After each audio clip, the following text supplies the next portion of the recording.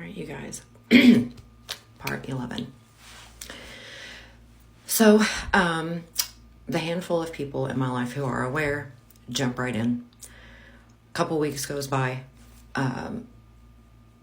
We have one, maybe two, but I think it was only one therapy session where we kind of talk about why we're in therapy, right?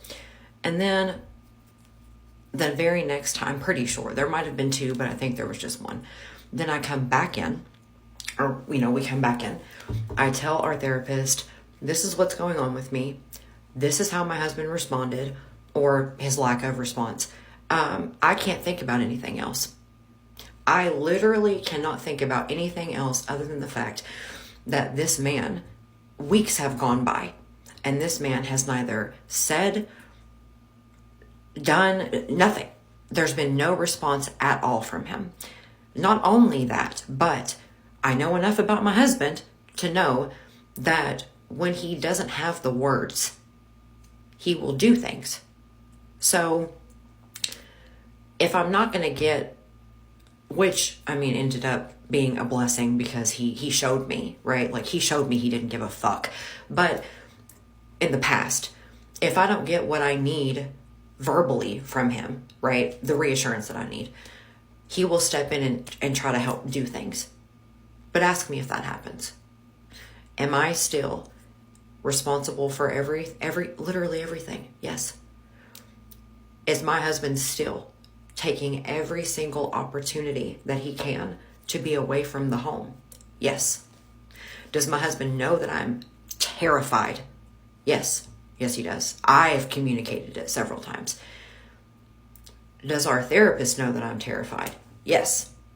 So we go over, well, what type of response from Andrew would have been appropriate? I say it's not that. It's the lack of response in general. It is the lack of response in general. So I remember him saying, Andrew saying, I didn't respond the way that she wanted me to. And he's saying it very flippantly, as if this is all, a play. I didn't respond the way that she wanted me to. And if I don't do exactly the way that she wants, again, it's like, now obviously I'm realizing he has a ton of resentment and anger. And I don't realize at the time that a lot of that is because I've put him in a position now where he's going to be forced to either show up for me, which he's never had to do and never planned to do. He's going to have to show up for me, or he's going to have to out himself as not giving a shit. It's one or the other. There's no in between. And he hates me for that. He doesn't care that I'm struggling and that I'm alone.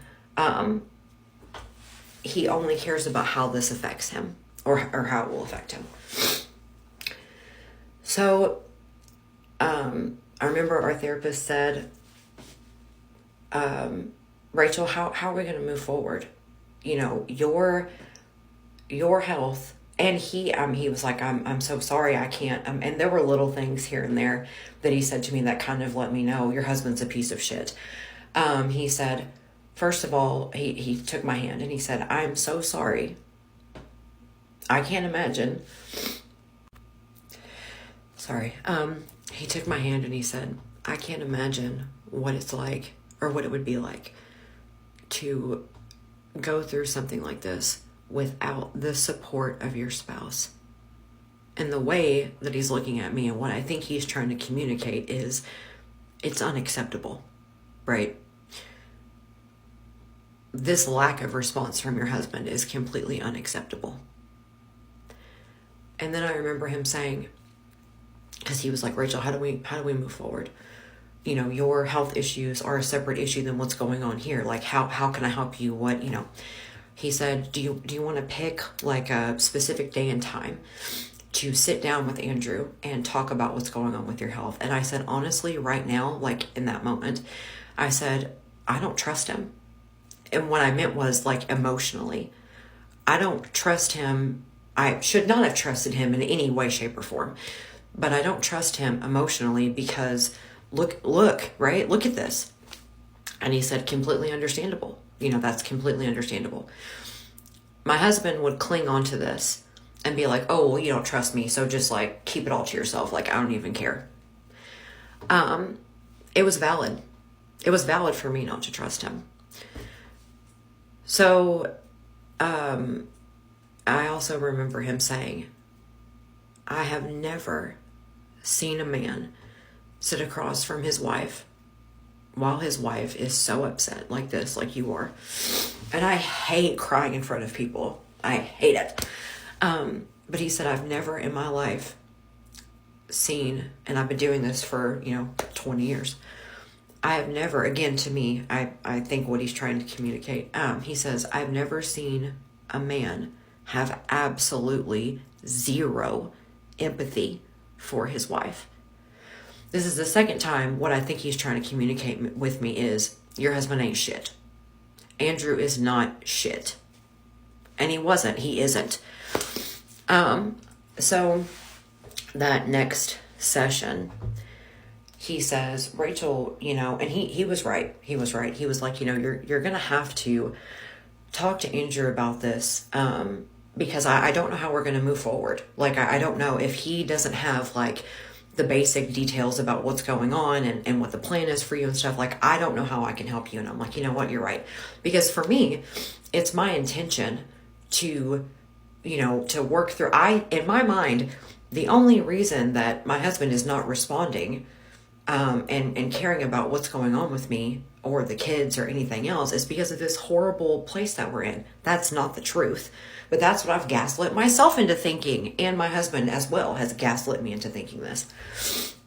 So I'm like, you're right. So I have it in text. Between this session and the following, we used to meet on Wednesdays. So I think it was like a Thursday or a Friday. He said, set aside some time this coming weekend for you and Andrew to sit down. By the time I see you guys next, I want you to have had this conversation. I take our animal to be spayed. And on my way home, I say, hey, I've dropped her off for the day. After I get her this afternoon, let's sit down and talk about what's going on with me. Weeks have gone by. I now know a little bit more than he knows. Nothing. He knows absolutely nothing. So I'm like, I've been to a couple more appointments. I've seen, I have some answers that I didn't initially have before. And he says, no.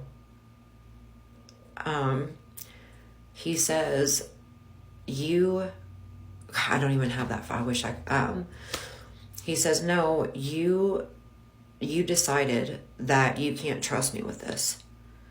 So basically, I'm not interested in having this conversation. I said, you understand why, because I'm thinking he actually cares. I said, you understand why I said in therapy that I don't trust you with this? Why would I? Look at how you've acted. Look at how you've responded to me. I've been a mess. And not only have you not supported me, you've not supported the kids. You have spent every waking moment that you can be out of here. That's when he starts in with this will start his pattern of, I'm struggling with my mental health. I'm struggling with my mental health to get the attention off of me and onto him. That's when we start with, I'm not doing A, B, C, D because I'm struggling with my mental health. Go to part 12.